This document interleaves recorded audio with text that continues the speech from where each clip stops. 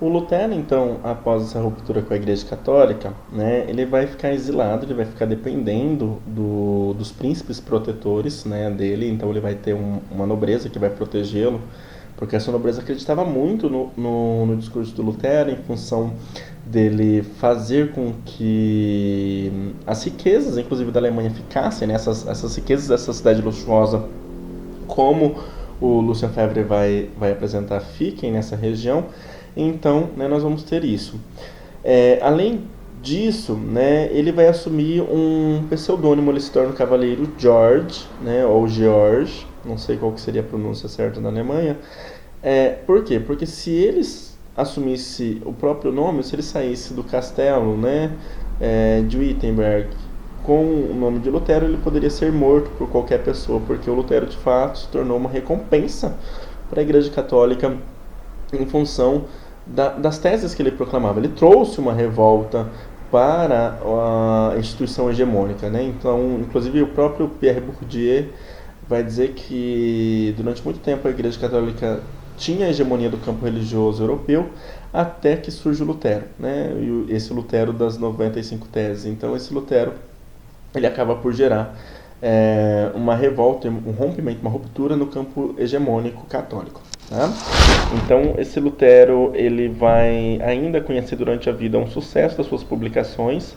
Tá? Nós vamos ter várias edições da Bíblia, então aproximadamente 84 cópias da Bíblia original que ele vai escrever, e depois nós vamos ter outras cópias dessas cópias. Tá? Ainda após a ruptura que ele decide se casar, né, porque ele era um monge, então ele não podia contrair matrimônio, na qual ele se casa com a Catarina de Bora, que a gente já viu. Tá? O Jean Delumeau vai dizer que o Lutero ele vai sofrer muito com uma doença chamada litíase, né, que é uma doença que forma pedras nos canais excretores. Então ele vai sofrer disso, além de uma depressão e de uma angústia muito forte, né? E daí nesse processo de sofrimento ele acaba identificando 5 inimigos dele, né? Primeiro, o Papa. Num primeiro momento ele tinha um único inimigo, Roma, né? A Igreja Romana. E daí depois, né, um inimigo grande e específico é a figura do Papa. Além disso, os anabatistas, que são aqueles que vão se revoltar, que vão distorcer a teologia luterana, os turcos, os judeus e por fim o próprio diabo, né? Então Lutero vai ter 5 inimigos: o Papa, os anabatistas, os turcos, os judeus e o diabo. Então esses são os 5 inimigos que ele vai perseguir e que vai ter uma produção ferrenha contra eles, né? Então esses vão ser os objetos de crítica do Lutero, ou pelo menos para quem ele vai endereçar as suas críticas, né? Quando nós temos o caso dos anabatistas, é importante a gente ter noção de que os anabatistas, eles inicialmente eram luteranos, né? Na verdade eles foram guiados pelo Mintzer, que foi expulso em 1522, e o Mintzer, que era o pastor de Zwickau, né? Ele era muito exaltado e violento nas palavras do Jean Delumeau, né? E daí o que acontece?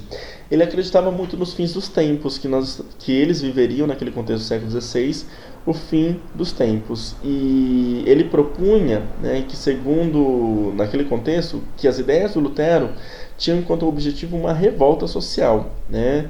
E ele acaba por distorcer a fala e o pensamento do Lutero. E isso faz com que o Lutero faça o quê?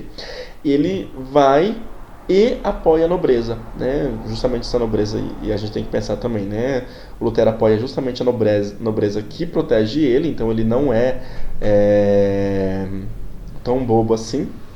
Ele vai ficar do lado de quem o protege, né? E o Lutero vai tomar o partido principalmente do Filipe de Hessen, né? Filipe de Hessen é o comandante das tropas que vão perseguir os anabatistas e vai acabar por dizimar. No filme do Lutero, isso expressa bem no final, acho que no final do filme, se eu não estou enganado, né, o Lutero olhando para a população morta, para esses anabatistas mortos, para esses camponeses mortos, né, e ele fica bem perplexo. Quando o Jean Delumeau pensa no caso dos anabatistas, ele fala que para o Lutero, né, ver uma população camponesa morta significa que ele era um incompetente político, né? É, que ele não conseguiu contrariar a situação. Então, ele fracassou nas medidas políticas. E daí é importante ter noção que a morte dos anabatistas, que vai acontecer em 1525, né, a revolta dos anabatistas que vai acontecer em 1525, ou a revolta camponesa da Alemanha, se assim preferirem, ela vai gerar uma mudança de pensamento do Lutero, que antes pensava numa igreja livre, né, numa religião cristã livre, e a partir daquele momento ele começa a defender uma igreja mais estatal, né, uma igreja do Estado. E daí ele vai cada vez mais se tornando mais ríspido, mais grosseiro, mais doutoral, né? Uma das coisas que o Jean Delumeau destaca bastante, que ele se torna mais fechado, né? Ele vai, embora sendo o pai da reforma, né, ele se fecha após esse fracasso, que na concepção dele inclusive é um fracasso político, né? Por fim, né, ele vai falar um pouco das relações políticas do Lutero, que a gente vai ver no próximo vídeo, ok?